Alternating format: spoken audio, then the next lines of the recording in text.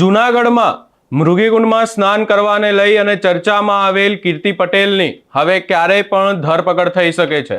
કીર્તિ પટેલ રાજકોટના એક ફાર્મ હાઉસમાં હોવાની માહિતી મળતાની સાથે જ જૂનાગઢ પોલીસ રાજકોટમાં કીર્તિ પટેલની તપાસ શરૂ કરી છે। શું છે સમગ્ર મામલો વિગતે ચર્ચા કરીશું। નમસ્કાર, હું છું ઉજ્જવલ અને આપ જોઈ રહ્યા છો નિર્ભય ન્યૂઝ।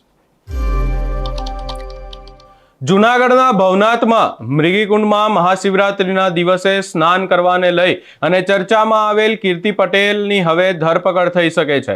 આખી બાબતને લઈ અને કીર્તિ પટેલની ધરપકડ કેમ કરવામાં આવશે એની ચર્ચા કરવામાં આવે તો કીર્તિ પટેલ આખી બાબત સામે આવી અને ત્યારબાદ જે મૃગીકુંડમાંથી બહાર નીકળી અને પોલીસની સાથે આખી બાબતને લઈ અને બોલાચાલી થઈ હતી ને આ જ બાબતના મામલે મહિલા પોલીસે પણ કીર્તિ પટેલની સામે ફરિયાદ નોંધાવી છે અને હવે જૂનાગઢ પોલીસ એક્ટિવ થઈ છે અને જૂનાગઢ પોલીસે રાજકોટમાં કીર્તિ પટેલની તપાસ શરૂ કરી છે। કીર્તિ પટેલનો આપણે જોયું હતું કે એક વિડીયો પણ સામે આવ્યો હતો કે જ્યાં તેમના દ્વારા એવું કહેવામાં આવ્યું હતું કે આખી બાબતમાં હું ખુલાસા કરીશ, લાઈવ આવીશ, પરંતુ કીર્તિ પટેલ લાઈવ પણ નહોતા આવ્યા અને એ વિડીયોમાં આપણે જોઈ શકતા હતા કે કીર્તિ પટેલની પાછળ પોલીસ હતી।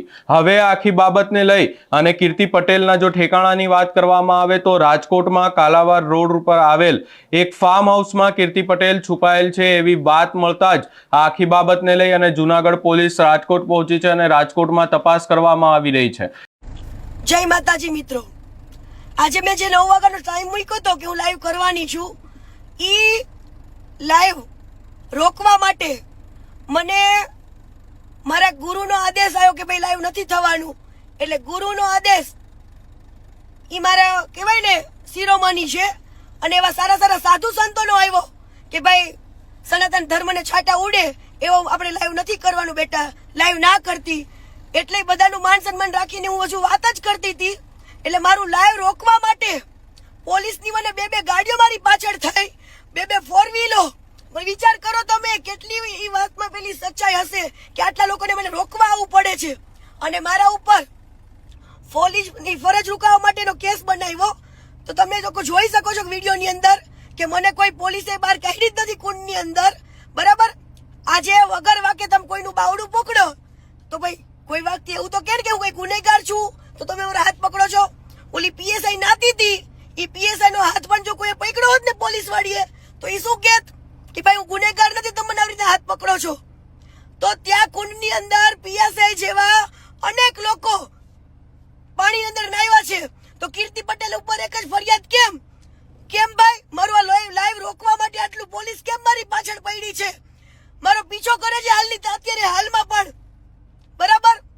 જય હિન્દ, જય સનાતન। હવે તો કઈ પણ થાય આ સચ્ચાઈ બહાર આવશે અને આવશે। અત્યારે તમે જુઓ પોલીસની આ ખોટી કામગીરી, તમે જુઓ એક દીકરીને રોકવા માટે આટલું પોલીસ પાછળ પડી છે મારી। જય હિન્દ, જય સંવિધાન। કીર્તિ પટેલને લઈને જો વધુમાં ચર્ચા કરવામાં આવે તો એની સામે જે આખી બાબતને લઈ અને જે ચર્ચાઓ થઈ રહી છે ને આ ચર્ચાઓની વચ્ચે જો ફરિયાદ નોંધાવવામાં આવી હોય તેની તો પોલીસે જ તેની સામે ફરિયાદ નોંધાવી છે, પોલીસ જ ફરિયાદી બની છે અને જે ફરજ ઉપર પોલીસ સાથે બોલાચાલી કરવાની બાબતને લઈ અને કીર્તિ પટેલની સામે ફરિયાદ નોંધાવવામાં આવી છે અને આ ફરિયાદના આધારે જ જૂનાગઢ પોલીસ છે રાજકોટ પહોંચી છે અને રાજકોટમાં તપાસ થઈ રહી છે।